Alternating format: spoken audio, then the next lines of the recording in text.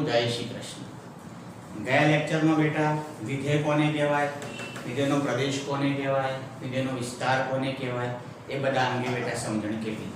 બરોબર આ બધામાં જે ફેરફાર છે, જે ફરક છે, બાળકોએ સમજવાનું છે. ઘણી વખત ઘણા બધા બાળકોને સપ્રદેશ અને વિસ્તાર વચ્ચે ફરક જ નથી હોતો. દાખલા ગણી નાખે છે, રીત યાદ હોય એટલે ફટફટ કરે, પણ બેઝિક ક્લિયર નથી હોતું. તો બરોબર પહેલાં ક્લિયર કરી દેજો. આજે બાળકો હવે આપણે વિધેયના પ્રકાર વિશે અભ્યાસ કરીશું. બહુ જ અગત્યના વિધેયના પ્રકારો છે. દરેક ચેપ્ટરમાં બાળકો આનો ઉપયોગ થશે, તો ધ્યાનથી બરોબર સમજી લેશો. પહેલો પ્રકાર બાળકો અચળ વિધેય. શબ્દ પરથી જ ખ્યાલ આવશે કે અચળ વિધેય એટલે કે આઉટપુટ અચળ હોય. એવું વિધેય જેનું આઉટપુટ ફિક્સ હોય, નિશ્ચિત હોય, ચોક્કસ હોય, એને આપણે શું કહીશું? અચળ વિધેય. પરંતુ આપણે બેટા સાદી સમજ છે, ગાણિતિક ભાષામાં સમજ કેળવવી. તો વિધેય f is from r to r. આનો મતલબ વિધેય f એવું છે જેનો પ્રદેશ પણ r છે અને સહપ્રદેશ પણ r છે. બાળકો લગભગ બધી જ વ્યાખ્યામાં વિધેયનો પ્રદેશ અને સહપ્રદેશ r જ તમને જોવા મળશે. અને વિધેયનું સ્વરૂપ એવું બાળકો f(x) = c, જ્યાં c અચળ છે.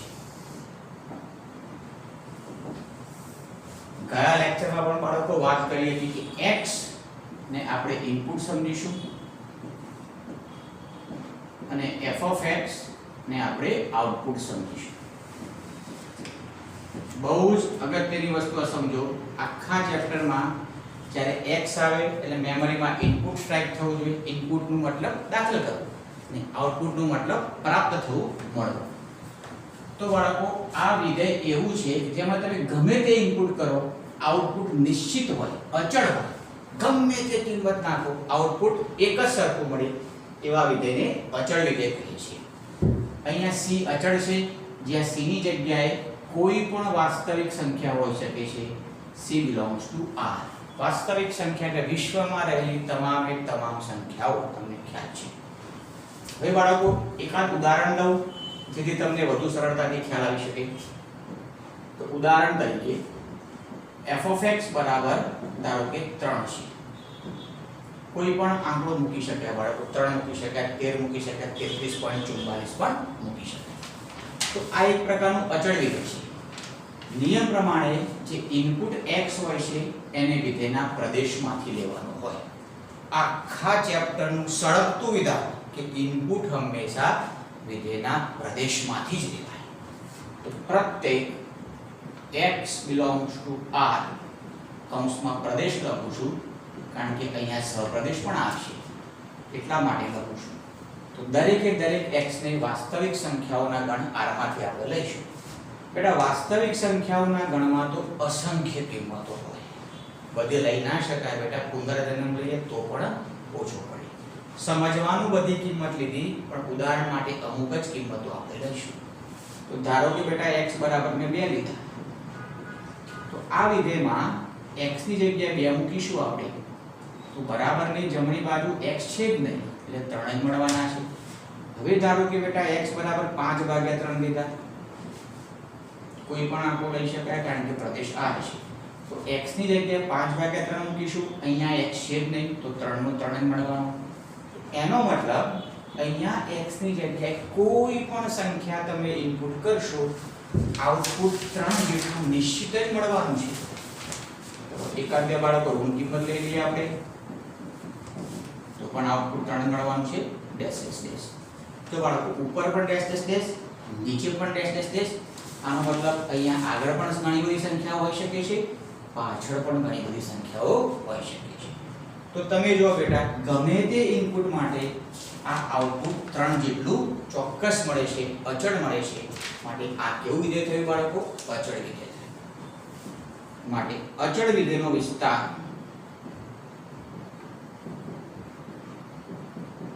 દીકરાઓ ગઈકાલે સમજાવ્યું હતું કે કોઈ પણ વિધેયનો વિસ્તાર એટલે શું? તો વિસ્તાર એટલે આઉટપુટ્સનો ગણ. જે પણ તમને આઉટપુટ્સ મળ્યા હોય એનો ગણ. તો અહીંયા બાળકો આઉટપુટમાં એક જ સંખ્યા મળે છે 3. એનો મતલબ કે વિસ્તારની અંદર માત્ર એક જ સભ્ય આવશે 3.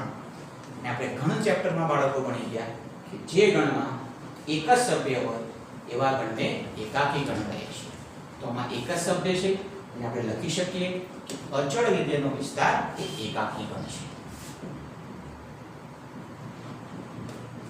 અચળ વિધેયનો વિસ્તાર એકાકી ગણ છે.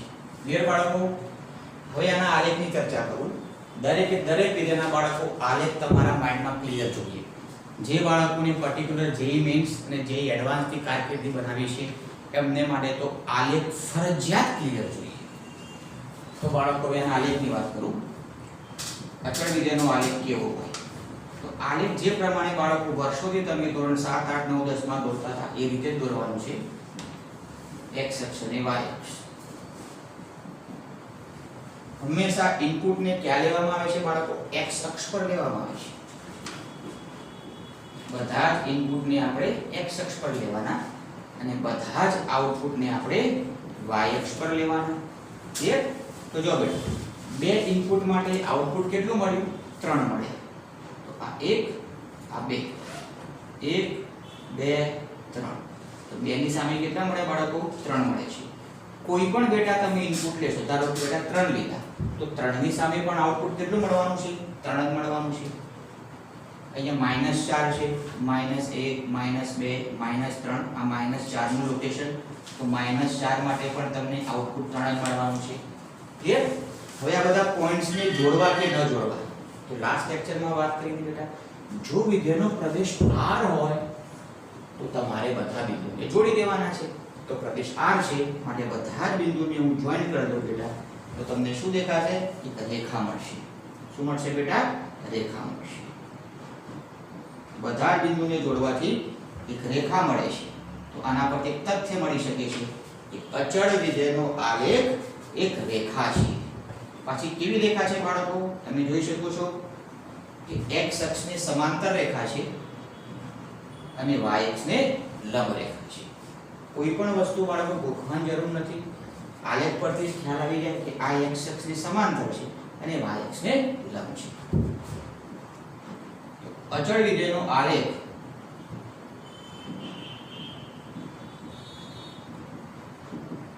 કેવો છે બેટા? x અક્ષને સમાંતર અને y અક્ષને લંબ હોય તેવી રેખા છે. x અક્ષને સમાંતર તથા y અક્ષને લંબ હોય તેવી રેખા છે. ક્લિયર? પહેલો વિધેય તમારો ક્લિયર થઈ ગયો બાળકો. હવે બીજો વિધેય,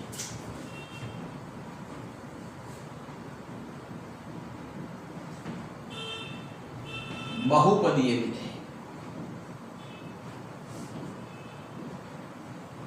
શબ્દ પરથી ખ્યાલ આવે બાળકો કે બહુ વત્તા પદ.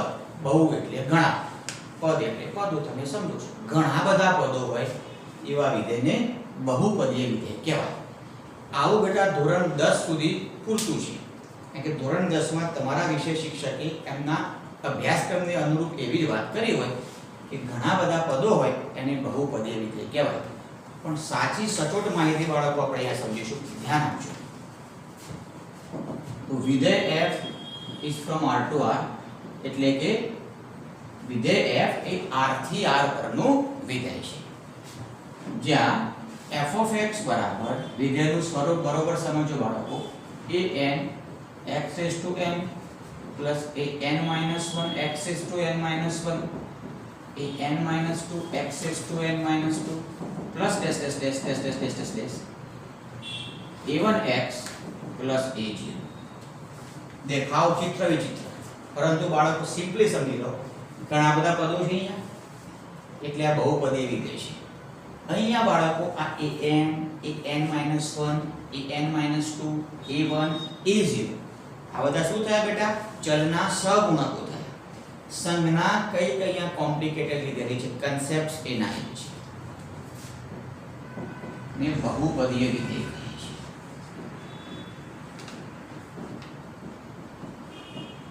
જ્યાં an an-1 an-2 dash dash dash a1 અને a0 શું છે બાળકો? ચલના સહગુણકો છે.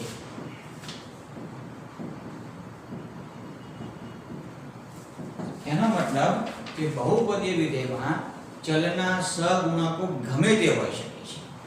હવે બાળકો ધ્યાન આપજો, આ જે બહુપદીય વિધેય છે એને n ઘાત વાળું બહુપદીય વિધેય કહે છે. ક્લિયર? આવા વિધેયને n ઘાત વાળું બહુપદીય વિધેય કહે છે ને n ઘાત વાળું બહુપદીય વિધેય કહે છે. બહુપદીય વિધેયમાં x ની મહત્તમ જેટલી ઘાત હોય એ ઘાત વાળું બહુપદીય વિધેય કહેવાય. તમે અહીંયા જોઈ શકો છો બેટા, x ની મહત્તમ ઘાત કેટલી છે? n. માટે આવા બહુપદીય વિધેયને n ઘાત વાળું બહુપદીય વિધેય કહે છે. માની લો કે પ્રથમ પદ અહીંયા નથી, તો પછી આ બહુપદીય વિધેયમાં x ની મહત્તમ ઘાત કેટલી થઈ? n - 1 થઈ. તો એ પરિસ્થિતિમાં બહુપદીય વિધેયને n - 1 ઘાત વાળું બહુપદીય વિધેય કહેવાય. હવે આ બધા જે સહગુણકો છે, એઝ પર કન્સેપ્ટ કોઈ પણ વાસ્તવિક સંખ્યા હોઈ શકે છે.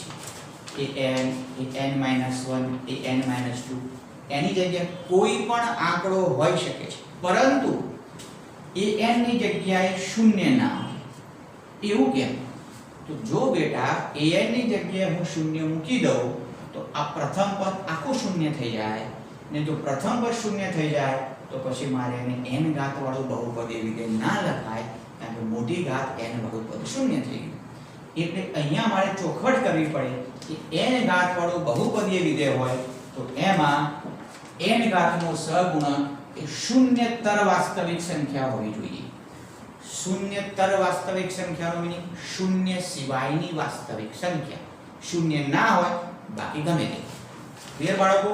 તો બધા સહગુણકો કોઈ પણ વાસ્તવિક સંખ્યા હોઈ શકે, પરંતુ મહત્તમ ઘાતનો સહગુણક મહત્તમ ઘાતનો સહગુણક શૂન્ય ના હોય. ક્લિયર બાળકો? બહુ જ અગત્યની બીજી વાત બેટા, આ જે ઘાત છે n ઘાત, એ પણ ગમે તેવી ના લખાય બેટા. જ્યાં n એ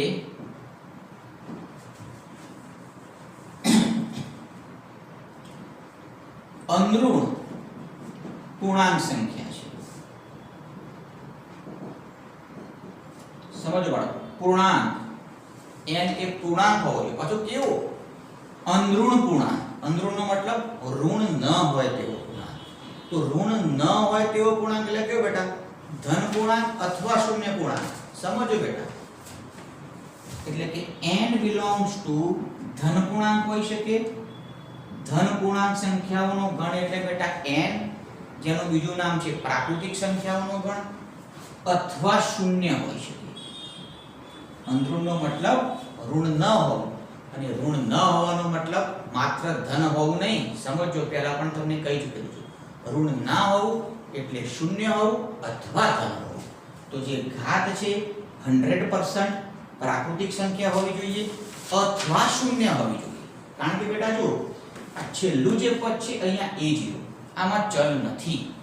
કારણ કે તમને 8 9 10 માં એટલી જ માહિતી છે કે જે પદમાં ચલ ના હોય એ પદને અચળ પદ કહેવાય. પણ અપૂરતી માહિતી છે બાળકો, જે પદમાં ચલનો ઘાતાંક શૂન્ય હોય એવા પદને અચળ પદ કહે છે. તો છેલ્લું પદ a0 છે બેટા, એની જગ્યાએ આપણે લખી શકીએ x ની 0 ઘાત. કારણ કે કોઈ પણની 0 ઘાત કેટલી થાય? 1 થાય. તો 1 * a0 ફાઇનલી શું થવાનું? a0. તો કહી શકાય કે અચળ પદમાં ચલનો ઘાતાંક શૂન્ય હોય છે. તો એનો મીનિંગ એવો થયો કે આ જે ઘાત છે n એ પ્રાકૃતિક સંખ્યા હોઈ શકે છે અથવા શૂન્ય હોય છે. આવા વિધેયને બહુપદીય વિધેય કહેવાય. કેટલી શરતો છે તમે જો બાળકો. પ્રથમ શરત, ઘણા બધા પદ હોય તેમાં મહત્તમ ઘાતનો સહગુણક શૂન્ય ના હોવો જોઈએ. બીજી શરત કે જે ઘાત છે બાળકો એ અંદરૂણ પૂર્ણાંક સંખ્યા હોવી જોઈએ. આ બંને શરતોનું પાલન થાય એવા વિધેયને બહુપદીય વિધેય કહેવાય. બાળકો આમાં માત્ર ને માત્ર છેલ્લું પદ હોય ને તો પણ એને બહુપદી વિધેય કહેવાય. બે પદ હોય તો પણ બહુપદી વિધેય કહેવાય. આ ઘણા બધા પદને ગમે ત્યાંથી કાપી નાખો અને જેટલા પણ વધે એ બધાને બહુપદી વિધેય કહેવાય. પણ ક્યારે કહેવાય? મેં કીધેલ બંને શરતોનું પાલન થાય ત્યારે કહેવાય. ક્લિયર? બાળકો બહુપદીય વિધેયને ઇંગ્લિશમાં પોલિનોમિયલ ફંક્શન કહે છે. અમુક ઇંગ્લિશ શબ્દો પણ યાદ રાખવા બાળકો. પોલિનોમિયલ ફંક્શન, કારણ કે મેથેમેટિક્સના બાળકો ઇંગ્લિશ વર્ડ્સ બહુ જ ઓછા હશે. બાયોલોજીમાં અને કેમેસ્ટ્રીમાં તો બાળકો પુષ્કળ હોય. એમાં બાયોલોજીના સાહેબને તો સહેલું છે કે આટલું બધું ઇંગ્લિશમાં યાદ રાખતા હોય છે.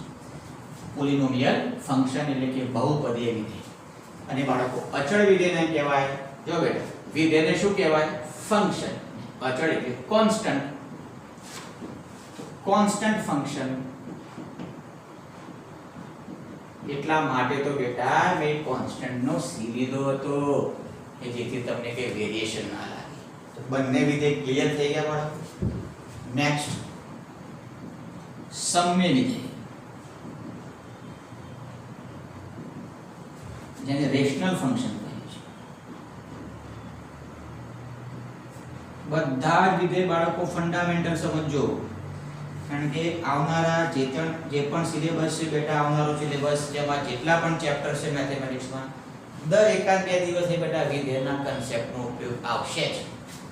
સમમ્ય વિધેય કોને કહેવાય?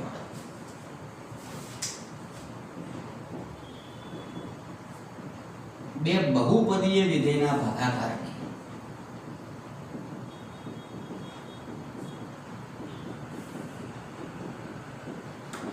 સમમ્ય વિધેય કહે છે.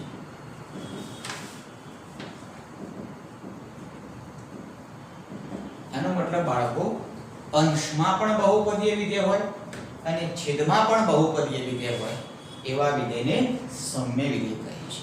ક્લિયર? અંશમાં પણ સમમ્ય વિધેય હોય અને છેદમાં પણ સમમ્ય વિધેય હોય તેવા વિધેયને બાળકો સમમ્ય વિધેય કહે છે. ક્લિયર? હવે બહુપદીય વિધેય કોને કહેવાય બાળકો?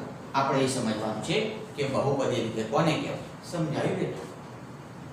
ઉદાહરણ તરફ ખ્યાલ આવશે. જો બેટા, ઉદાહરણ તરીકે x⁴ x³ + 9x + 2.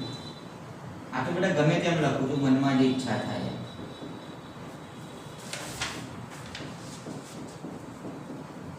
તો શું અંશ અને છેદ બંનેમાં બહુપદીય વિધેય છે? તો હા. જો બેટા, અંશમાં જુઓ. અંશની અંદર ચલ x ની બધી જ ઘાતો જુઓ. અહીંયા 4, અહીંયા 3, અહીંયા 1, અહીંયા અચળ છે x ની 0 ઘાત. આ બધી જ ઘાતો પ્રાકૃતિક સંખ્યા અથવા શૂન્ય છે. ધેટ મીન્સ અંશમાં બહુપદીય વિધેય છે. તે જ પ્રમાણે છેદમાં ઘાત જુઓ. 3, 2, x ની ઘાત 0. છેદમાં પણ બધી જ ઘાતો n યોગ 0 માં છે. એટલે અંશ અને છેદ બંનેમાં બહુપદીય વિધેય છે. માટે આ સમગ્ર ભાગાકારને સમમ્ય વિધેય કહી શકાય. એટલે બાળકો, તો આ સમમ્ય વિધેય છે.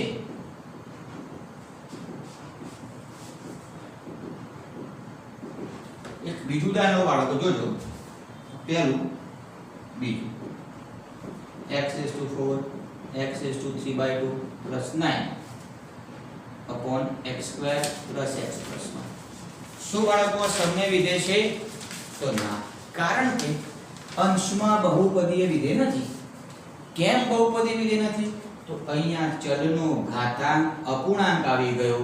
નિયમ પ્રમાણે n યોગ 0 માં હોવો જોઈએ, પણ આ કિંમત n યોગ 0 માં નથી. ધેટ મીન્સ અંશમાં બહુપદીય વિધેય નથી, માટે સમમ્ય વિધેય નથી. તો આ ઘણા બધા બાળકો ઉદાહરણ તમને મળી શકે છે. ક્લિયર? લખો બાળકો સાથે.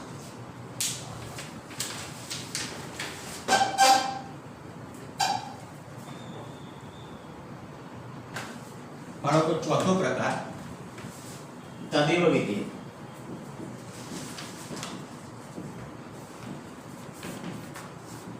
તદેવ, આને બાળકો આઇડેન્ટિટી ફંક્શન કહે છે અંગ્રેજીમાં.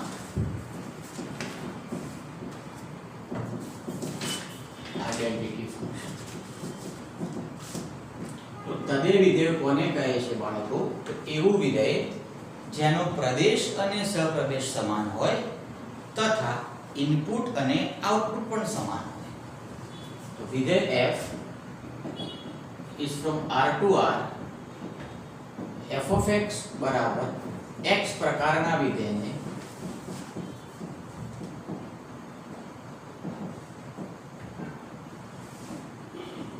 તદેવ વિધેય કહે છે. બાળકો બે નિયમોનું પાલન થવું જોઈએ. પ્રથમ નિયમ, પ્રદેશ અને સહપ્રદેશ સમાન જોઈએ. બીજો નિયમ, ઇનપુટ અને આઉટપુટ પણ સમાન હોવું જોઈએ. ઇનપુટ અને આઉટપુટનું સમાન હોવું બેટા એટલે જે પણ કિંમત તમે દાખલ કરો તે જ કિંમત તમને પાછી મળે.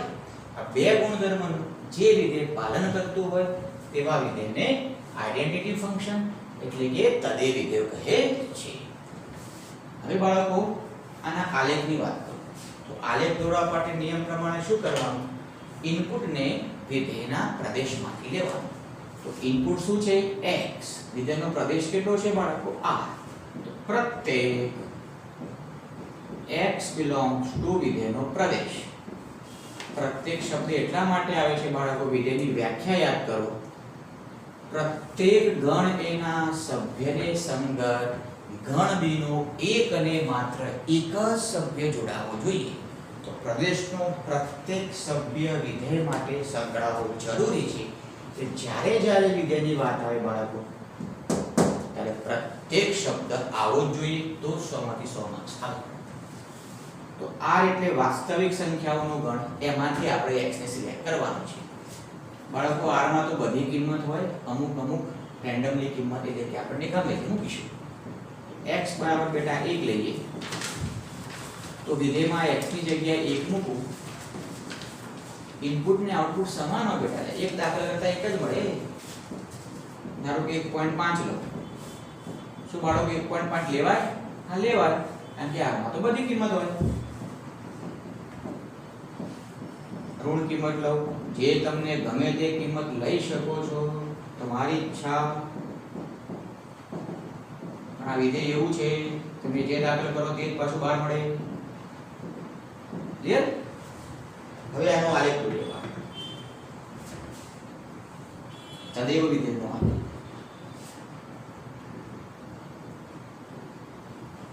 0. 1 લેતા 1 મળ્યું તો અહીંયા 1 લેતા આઉટપુટ 1 મળ્યું તો 1 બિંદુ મળ્યું બાળકો. પછી 1.5 લેતા 1.5 મળ્યા. ધારો કે 2 હોય બેટા તો સેન્ટર થશે 1.5 તો 1.5 ની સામે 1.5 મળે. -2 ની સામે -2 જ મળે તો -1 -2 -1 -2 આ પોઈન્ટ મળશે. તો જે પણ કિંમત બેટા દાખલ કરશો તે જ મળશે. શું આ બધા જ બિંદુને હું જોડી શકું? તો હા, કારણ કે પ્રદેશ r છે. જો પ્રદેશ r હોય તો જ આલેખ દોરતી વખતે બધા બિંદુને જોઈન્ટ કરવાના, અધરવાઇઝ નહીં કરવાના. યાદ રાખો. તો બધા જ બિંદુને બાળકો હું જોઈન્ટ કરી દઉં તો તમને દેખાય છે એક રેખા મળે છે. પરંતુ કેવી રેખા મળે છે બાળકો? ઉગમ બિંદુમાંથી પસાર થતી રેખા મળે છે. ક્લિયર? તો બાળકો તદેવ વિધેયનો આલેખ ઉગમ બિંદુમાંથી પસાર થતી રેખા છે. તદેવ વિધેયનો આલેખ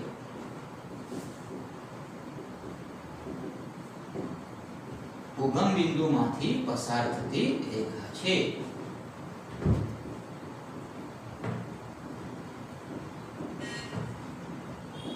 ક્લિયર બાળકો?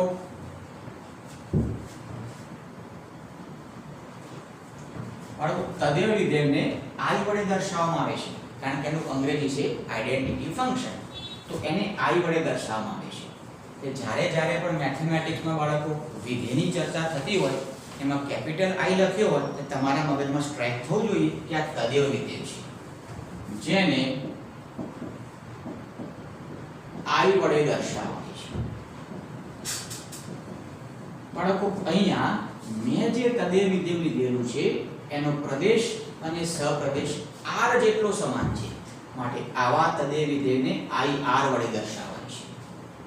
તો બીજા કોઈક સાહિત્યમાં બેટા વ્યાખ્યા લખી હોય એ વખતે પ્રદેશ અને સહપ્રદેશ કેપિટલ A જેટલો સમાન લીધો હોય તો એમાં સંજ્ઞા બનશે IA. B2B હોય તો IB, P2P હોય તો IP. ક્લિયર? તો બે વિધાન કીધા બેટા. તદેવ વિધેય કોને કહેવાય? પ્રદેશ સહપ્રદેશ સમાન હોય અને ઇનપુટ બરાબર આઉટપુટ હોય. ક્લિયર બાળકો? નેક્સ્ટ વિધેય જોઈશું બાળકો, માનાંક વિધેય. માનાંક વિધેય બહુ જ અગત્યનું વિધેય બાળકો. માનાંકનું બેટા ઇંગ્લિશ મોડ્યુલસ. અને વિધેયને બેટા ફંક્શન કહેવાય. તો બાળકો માનાંક વિધેય કોને કહે છે? માનાંકનો અભ્યાસ લગભગ તમે ધોરણ 6, 7 અથવા 5, 6, 7 માં ક્યાંક કર્યો છે. એમાં એટલું જ આવતું બાળકો કે માનાંક શું કહે છે કે તમે મને કોઈ પણ કિંમત આપો હું ધન કરીને બહાર આપીશ. ધન કિંમતનો માનાંક પણ ધન થાય, ઋણ કિંમતનો માનાંક પણ ધન થાય. પણ એ કઈ રીતે થાય અહીંયા સમજવાનું છે. કારણ કે ધોરણ 6 માં બેટા તમારું માઇન્ડ લેવલ એવું જ હોય કે તમે એટલું સમજી શકો કે ઋણનો માનાંક ધન થાય. હવે કઈ રીતે થાય છે કે આપણે માનાંક વિધેયમાં અભ્યાસ કરીશું. ધ્યાન રાખજો, બહુ જ અગત્યનું ફંક્શન છે વિધેય છે. તો વિધેય f is from r to r એટલે કે r થી r પરનું વિધેય છે. f of x બરાબર mod x પ્રકારના વિધેયને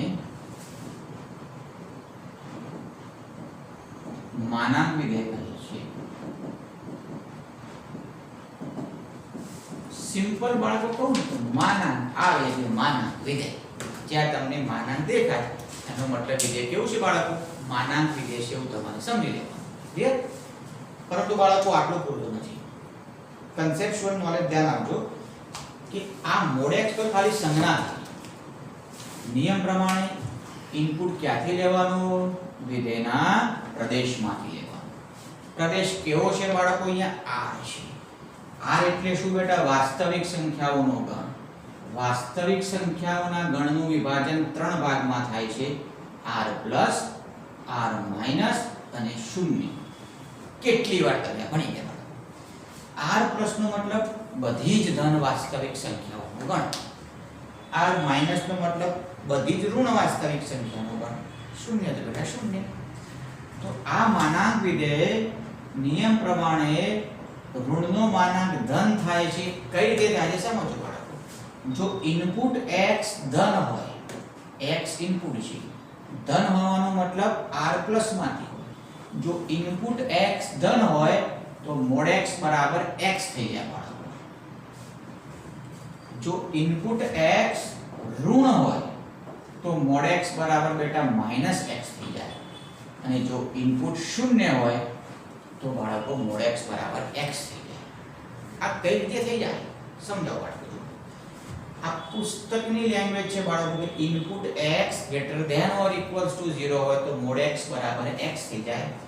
ઇનપુટ x less than 0 હોય તો mod x બરાબર માઈનસ x થાય. આપણે કઈ રીતે યાદ રાખીશું સમજો બાળકો.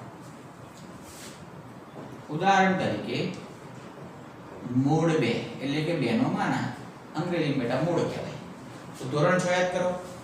2 નો માનાંક શું થાય? 2 થાય. આપણે કે યાદ રાખવાનું બેટા ભાવશાસ્ત્ર ટેકનિક સમ. માનાંકની અંદરનું ધન હોય માનાંક છું. છું એટલે બેટા જતું રહે. માનાંકની અંદરનું ધન હોય માનાંક છું. માનાંકની અંદરનું ઋણ હોય, માનાંકની અંદરનું ઋણ હોય તો માનાંક છું અને માઈનસની ગિફ્ટ મળે. માનાંકની અંદરનું ધન માનાંક એમ તેમ છું.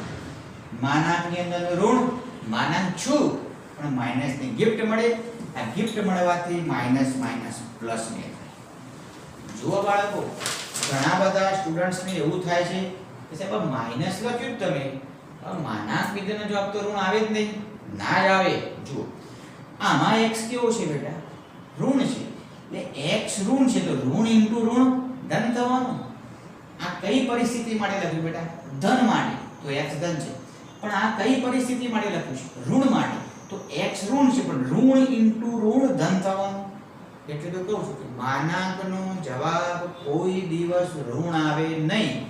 તો આપણે આ જ વસ્તુને કઈ રીતે યાદ રાખવાની? છું છું છું. આ છું શું છે સાહેબ? માનાંકની અંદરનું ધન માનાંક છું, માનાંકની અંદરનું ઋણ માઈનસની ગિફ્ટ મળે ને માનાંક છું. ક્લિયર બાળકો? હવે આપણે એના આલેખની વાત કરીએ. માનાંક વિધેયનો આલેખ. તો નિયમ પ્રમાણે આલેખ દોરવા માટે અમુક બિંદુ હોવા જોઈએ. કન્સેપ્ટ એનો બેટા પ્રત્યેક x belongs to Pradesh R. બાળકો પહેલા પણ ચર્ચા કરી ચૂકેલ છું કે પ્રત્યેકની સંજ્ઞા છે. એટલે મેથેમેટિક્સમાં અમુકવાર પ્રત્યેક શબ્દની જગ્યાએ તમને આ સંજ્ઞા જોવા મળશે. અમુકવાર બેટા શબ્દ લખેલો હશે પ્રત્યેક, બંનેનો મતલબ મીનિંગ એક જ થાય છે. r માં બધી કિંમત હોય, અમુક અમુક લઈશું. ધારો કે -2 લીધા તો વિધેય છે f of x બરાબર બેટા mod x, એમાં x ની જગ્યાએ -2 લઉં છું તો -2 નો માનાંક શું થાય બેટા? સમજાયું, +2 થાય. ધોરણ 6 લે આ. ધારો કે -1 લઉં. ધોરણ 6 શું કે બેટા? માઈનસ નો માનાંક ધન થાય. અને 11 નું ધોરણ શું કે બેટા? ઓકે, કે માનાંકની અંદરનું ઋણ છે માટે માનાંક જાય ને માઈનસ ની ગિફ્ટ મળી. આ ગિફ્ટ મળી એટલે માઈનસ માઈનસ પ્લસ થશે. બંનેનો એડ એક જ છે બેટા. ક્લિયર? ધારો કે બેટા x બરાબર 0 હોય તો 0 નો માનાંક શું થાય બેટા? 0 થાય. અપૂર્ણાંક કિંમતો પણ લઈ શકાય છે. ધારો કે બેટા x બરાબર 0.5 હોય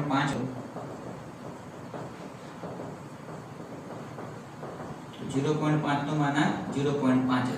આ બેટા ઘણી બધી કિંમતો મળી શકે. આખી જિંદગી બેટા ઓછી પડે કિંમત લખવા જઈએ તો અમુક અમુક અમુક અમુક સેમ્પલ તરીકે લખી દીધી. તો તમે જુઓ બેટા, માનાંક વિધેયના વિસ્તારની વાત કરું. વિસ્તાર એટલે શું? તો જે પણ આઉટપુટ્સ મળે છે એનું ગણ. બેટા જો આઉટપુટમાં શું મળે છે? 2 1 0 0. તો આઉટપુટમાં બેટા બધી જ ધન સંખ્યાઓ મળે છે અને શૂન્ય પણ મળે છે.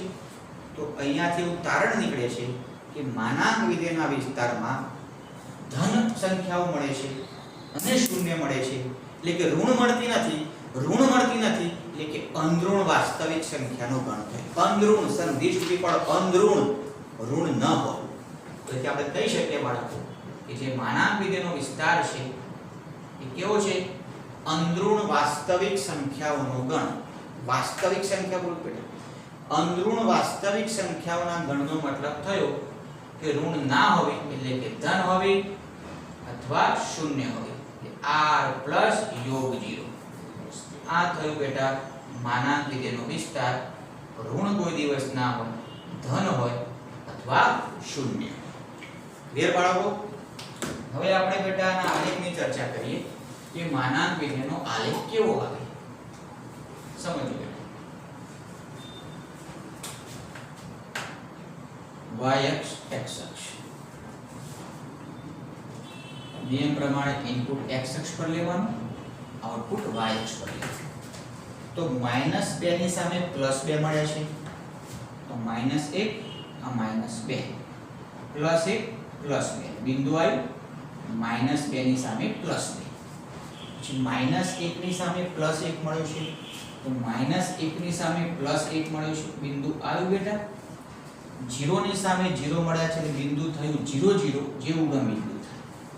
પછી 3 ની સામે 3 મળ્યા છે 1 2 3 એટલે બિંદુ આ મળ્યું. વચ્ચે બીજા બિંદુ હોઈ શકે બાળક. તો બેટા હું 2 લઉં તો 2 ની સામે શું મળે? 2 નો માનાંક 2 થાય તો 2 ની સામે 2 મળે. શું આ બધા જ બિંદુઓને હું જોડી શકું? તો હા, કારણ કે બેટા પ્રદેશ R છે. તો બધા જ બિંદુઓને બેટા હું જોડી દઉં તો તમે જોઈ શકો છો કે આલેખ બેટા V આકારનો તમને મળે.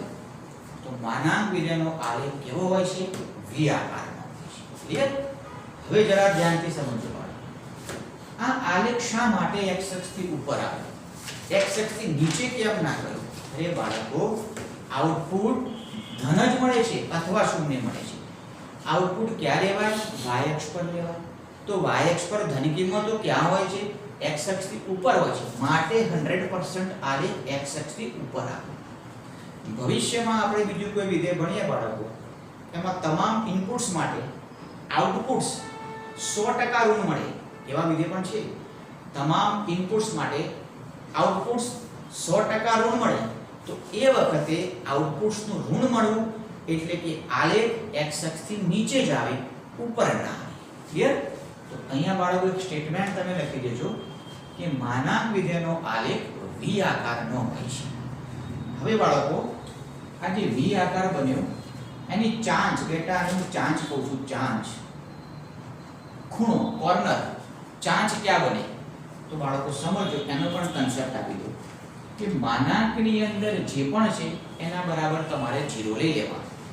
તો અહીંયા માનાંકની અંદર શું છે x, તો x બરાબર તમે 0 લો તો કિંમત કઈ આવી 0, એટલે 0 આગળ ચાંચ બને. ધારો કે બાળકો આવો આવે f is from r to r, f of x બરાબર માનાંકમાં x - 3 નો આલેખ દોરો. તો આલેખ દોરવાના બાળકો બે રસ્તા થઈ ગયા. તમારી જૂની અને જાણીતી પદ્ધતિ x ની કિંમતો લેવાની, y મળે, બિંદુઓ મળે, બિંદુઓ મૂકવાના અને બિંદુને જોડવાના, પણ એક ટાઈમ બગાડે. આપણને ક્લિક થવું જોઈએ કે માનાંક વિધેય છે અને પ્રદેશ r છે, એટલે 100% આનો આલેખ v આકારનો આવશે. એટલું તો પિક્ચર ક્લિયર થઈ ગયું કે આકાર v આકારનો આવશે. પણ એ v આકારમાં આ ચાંચ ક્યાં બનશે? તો માનાંકની અંદર જે હોય બેટા એને રબકામમાં 0 જોડે સરખે દેવાના. માનાંકની અંદર જે હોય એના બરાબર 0 લઈ લેવાના. તો 0 લેવાથી અહીં x બરાબર કેટલા મળશે? 3 મળ્યા. તો x ની જે કિંમત મળશે ત્યાં ચાંચ બનશે. તો x ની કિંમત 0, 1, 2 અને 3 અહીંયા છે. તો બાળકો આ રીતે v આકારમાં બનશે. ક્લિયર? જો બાળકો અહીંયા x + 3 હોત, x + 3 બરાબર 0 લો તો x બરાબર -3 બને, તો ચાંચ -3 આગળ બનશે. તો અહીંયા -3 આગળ પછી ચાંચ બને. બાકી આવશે તો આલેખ v આકારનો. ક્લિયર બેટા? લખી નાખો.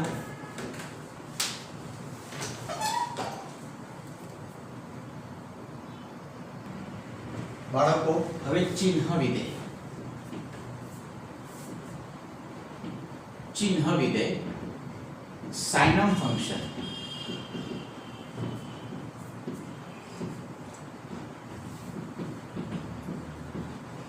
એવું ન સમજતા કે આમાં કે ખાલી ચિહ્ન છે, એવું નથી, નામ એવું છે. તો ચિહ્ન વિધેય કોને કહેવાય સમજો. તો વિધેય f from r to r, દરેક વ્યાખ્યામાં બેઠા તમે જુઓ તો વિધેયનો પ્રદેશ અને સરપ્રદેશ r જ લીધેલો. વ્યાખ્યા બેટા પરીક્ષામાં પૂછાતી નથી કે ચિહ્ન વિધેયની વ્યાખ્યા લખો, વિસ્તૃત ચર્ચા કરો, 2 માર્ક્સ, એવો કોઈ દિવસ મેથેમેટિક્સમાં પ્રશ્ન આવશે નહીં. પરંતુ થિયરી વગર મેથેમેટિક્સ કોઈ દિવસ તમને સમજાશે જ નહીં. યાદ રાખજો, તો થિયરી જરૂરી છે. f of x બરાબર મૂળ x upon x અથવા x upon mod x, આ બંનેમાંથી ગમે તે એક સ્વરૂપ દેખાય તો એને ચિહ્ન વિધેય કહે છે. અમને ચિહ્ન વિધેય કહે છે.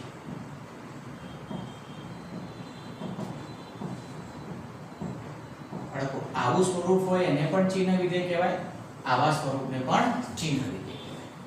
ક્લિયર? હવે વિધેયની બાળકો વિસ્તૃત સમજજો. આ ચિહ્ન વિધેય એવું છે કે જેમાં કોઈ પણ ધન કિંમત દાખલ કરવામાં આવે બેટા તો એનું આઉટપુટ ફરજિયાત 1 મળે. કોઈ પણ ધન કિંમત દાખલ કરો. તમારા પપ્પાનો મોબાઈલ નંબર પણ બેટા એક ધન કિંમત છે 10 આંકડાનો, એ પણ દાખલ કરો તો પણ આ વિધેય આઉટપુટમાં માત્ર એકડો જ આપે. અને કોઈ પણ ઋણ કિંમત માટે ચિહ્ન વિધેયનું આઉટપુટ બાળકો -1 હોય અને 0 માટે આઉટપુટ 0 હોય. આના સિવાય તો બીજી બેટા કોઈ કિંમત હોય જ નહીં. અહીં પ્રદેશ કયો છે? આ r માં બધી ધન આવે, બધી ઋણ આવે અને શૂન્ય આવે, તો બધી કિંમત આવી ગઈ. સ્પેશિયલ ફંક્શન છે બાળકો, ચોક્કસ વિધેય છે. બધા જ ધન ઇનપુટ માટે આઉટપુટ +1 જ મળે. બધા જ ઋણ ઇનપુટ્સ માટે આઉટપુટ -1 જ મળે અને 0 ની સામે ઇનપુટ 0 મળે. 0 ની સામે ઇનપુટ 0 મળે. આવા વિધેયને ચિહ્ન વિધેય કહે છે. હવે આવું કઈ રીતે મળે સમજો. જો x > 0 હોય તો પ્રથમ પરિસ્થિતિની વાત કરું બાળકો, x > 0 હોય તો હમણાં જ માનાંક વિધેય બાળકો ભણાય એ વ્યાખ્યામાં જુઓ તો x > 0 માટે mod x બરાબર x હતું. જુઓ તમે, મને તો યાદ છે તમારી ફૂલ સ્કેલમાં લખેલું છે. x > 0 હોય બેટા તો mod x બરાબર શું થાય? x થાય. આવું તો બેટા > 0 માટે બેટા > 0 માટે હોય તો > માટે કહેવાય વચ્ચે અથવા શબ્દ આવે > તો જો x ધન હોય તો mod x બરાબર શું થાય? x થાય.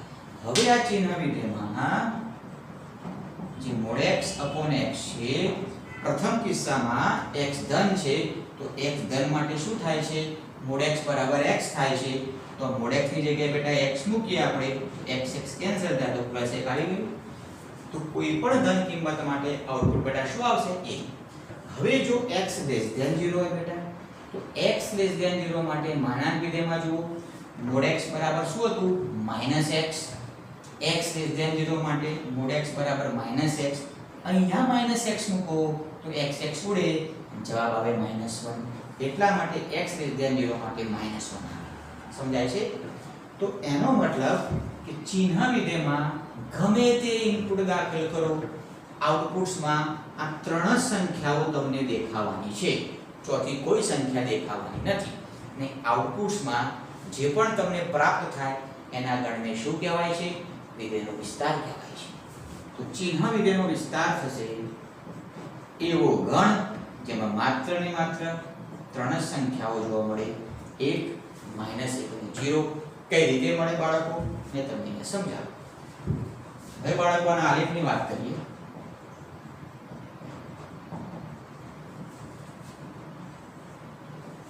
તો ચિહ્ન વિધેયનો આલેખ કેવો મળે છે સમજો. x અક્ષ y અક્ષ. કોઈ પણ ધન માટે આઉટપુટ એક જ મળશે. ધારો કે બેટા ઇનપુટ મેં 1 કર્યું તો પણ આઉટપુટ એક જ મળવાનું. ઇનપુટ 2 માટે પણ આઉટપુટ એક જ મળવાનું, કારણ કે બધી જ કિંમતો ધન હોય બેટા. ધન ઇનપુટ્સ માટે આઉટપુટ એક જેટલું ચોક્કસ મળવાનું. અને આ બધા બિંદુને જોડી શકું, જી હા, કારણ કે પ્રદેશ એનો આ છે. તો જોઈન કરી દો. પરંતુ બાળકો આ એક આગળ મારે વિવૃત અંતર આપવું પડે, એટલે કે મારે પૂરું વર્તુળ દોરવું. એવું કેમ સાહેબ? જો બેટા આ બિંદુ ક્યારે મારે લેવાય, 0 ની સામે મને 1 મળે તો 0 ઇનપુટ માટે જો મને 1 મળે તો હું આ બિંદુનો સમાવેશ કરી શકું. પરંતુ કન્સેપ્ટ એવું કહે છે કે 0 ની સામે તો 0 મળે છે, તો 0 ની સામે 0 મળો બેટા એ તો ઉગમ બિંદુનું હોવું. તો અહીંયા ઉગમ બિંદુ મળશે, આ બિંદુ નહીં મળે એટલે ત્યાં પૂરું વર્તુળ દોરવું પડે, પણ આ બધા બિંદુઓ મળશે. સમજો, આ બિંદુનો સમાવેશ થતો નથી, ઉગમ બિંદુનો સમાવેશ થાય છે, કારણ કે 0 ની સામે 0 મળે છે, ઉગમ બિંદુ મળે છે. ધેટ મીન્સ મારે અહીંયા ડાર્ક સર્કલ એટલે કે ઘાટું વર્તુળ દોરવું પડે. તો ઇનપુટ્સ ધન અને ઇનપુટ શૂન્યનો વિચાર કર્યો. હવે જો ઇનપુટ બેટા ઋણ હોય તો શું મળે? ઇનપુટ ક્યાં જોવાના? x અક્ષ પર જોવાના. તો x અક્ષ પર બાળકો ઋણ કિંમતો હોય, જેમ કે -1 -2 -4.5 ગમે તે ઋણ કિંમત હોય, તો બધી જ ઋણ કિંમત માટે વિધેયનું આઉટપુટ કેટલું મળે છે? -1. બધી જ કિંમતો માટે આઉટપુટ -1 મળશે, -1 મળશે, -1 મળશે. બધાને જોઈન કરી દો બાળકો. પરંતુ એઝ પર કન્સેપ્ટ -1 આગળ મારે પૂરું વર્તુળ કરવું પડશે. આ બધા બિંદુ તમને મળશે, બધો જ ભાગ મળશે, પરંતુ એક્ઝેક્ટલી -1 આગળ બેટા પૂરું વર્તુળ આવશે, અહીંયા પણ 1 આગળ પૂરું વર્તુળ આવશે, પણ ઉગમ બિંદુનો સમાવેશ થાય છે. તો આ થયો બાળકો ચિહ્ન વિધેયનો આલેખ. ક્લિયર બાળકો? જેટલા પણ ફંક્શન્સ એટલે કે વિધેયના પ્રકારનો આજે અભ્યાસ કર્યો, ધ્યાનથી ઝીણવટપૂર્વક એક એક કન્સેપ્ટ, શિક્ષક શું બોલ્યા, શું ડિફરન્સ સમજાયો, પ્રદેશમાંથી કિંમત લેવાની, આલેખો, વિસ્તાર બરોબર સમજી લેજો, કારણ કે આગળના લેક્ચરમાં હજુ બીજા કેટલાક પ્રકારોનો અભ્યાસ આપણે કરવાનો છે. તો બાળકો તમે શાંતિથી લખો. રજા લો. જય શ્રી કૃષ્ણ.